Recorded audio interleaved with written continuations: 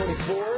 We're back, special edition. Hammer's bonus, an incredibly tight Oscars race expected for Oscars Sunday. So we wanted to get you to weigh in on the movies you loved in the past year that could win out. And we've chosen 4 major categories, and we're going to look at Best Actress first. Yeah, and there's no contest. It's going to be Frances McDormand. She picked up an Oscar for 1996 in Fargo, and that was a wonderful Coen Brothers classic. And again, she knocks it out of the park in 3 Billboards Outside Ebbing, Missouri, playing a grieving mother looking for answers. She's tasked the town's police chief, played by Woody Harrelson, for coming up with some answers and getting a suspect, because she's got all this rage and she channels it in some very unconventional ways in this film.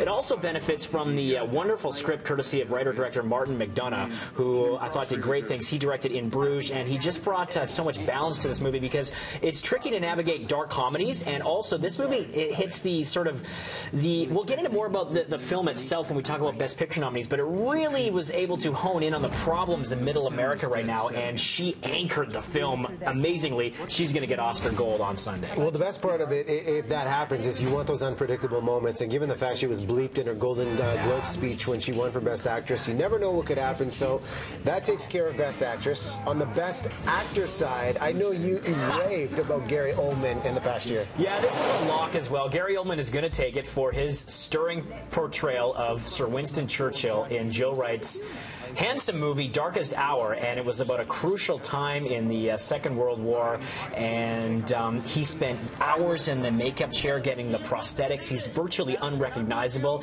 He was smoking cigars all day, said it was a drain on his health, but you completely forget that you're watching Gary Oldman in this movie, not only when you see him, but when he utters his dialogue. It is transcendent.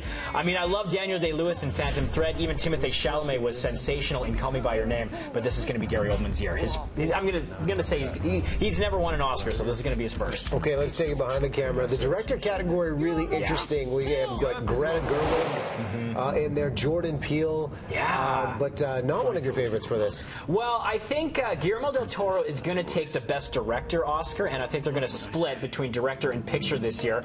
The Shape of Water leads the nominations with 13, which is astounding. And this is interesting because it's a very strange fantasy romance about this mute woman played by Sally Hawkins, who strikes up a relationship with this fishman, essentially, this amphibious creature that is housed in this government facility. And I think because of the creative flair that Del Toro brought to it, all of the signature looks, and the fact that he was able to pull this story off himself, I think they're going to honor him with Best Director. I don't think it was one of the strongest films of the year. I don't think it's going to be Best Picture, but it will be certainly a nice nod to the visionary Del Toro, who really is a unique filmmaker as well.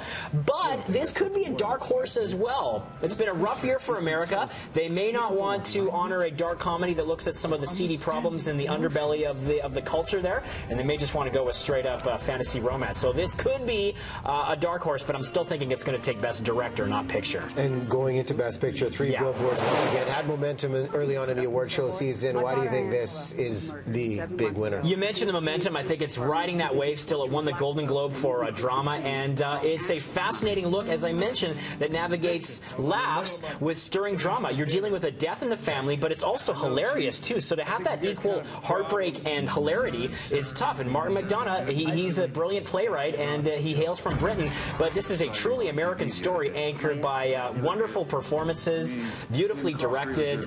It just looks great, and it's got a really thought-provoking screenplay. And when I saw it months ago, I thought this is going to be one of the strongest films of the year. I think this is Best Picture. Okay, well, Jimmy Kimmel's going to host, and all of the nominees are essentially winners, because that swag bag, $100,000 worth of goodies, including a 12-night trip to Tanzania. You're all winners. So yes, they all do win. Nice work. Sunday night, all goes down. We'll recap it Monday on the show.